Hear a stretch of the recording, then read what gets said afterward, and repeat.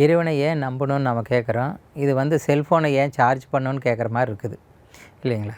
ஃபுல்லாக சார்ஜ் ஆச்சுன்னா அது யூஸ் பண்ணும்போது டிஸ்சார்ஜ் ஆகத்தான் செய்யும். அப்போ நம்ம ரீசார்ஜ் பண்ணத்தான் மறுபடியும் யூஸ் பண்ண முடியும். அதே மாதிரி தான் நம்மளோட ஆத்மாவோடைய தெய்வீக குணங்கள், சக்திகள் நம்ம யூஸ் பண்ண அது குறைஞ்சி, இப்போ ஆத்மாவில் குணங்களோ சக்திகளோ குறைஞ்சதுனால பாதிப்பு. அப்போ மறுபடியும் நமக்கு நல்லா இருக்கணுன்னா அவரை நம்பணும் அப்படின்னு என்ன அர்த்தம்?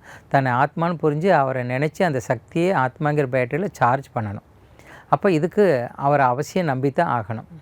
செல்ஃபோனுக்கு ஒரே கண்டிஷன், ரீசார்ஜ் பண்ணணுன்னா எங்கே பவர் பாயிண்ட் இருக்குதோ அங்கே கனெக்ட் பண்ணி தான் தீரணும்.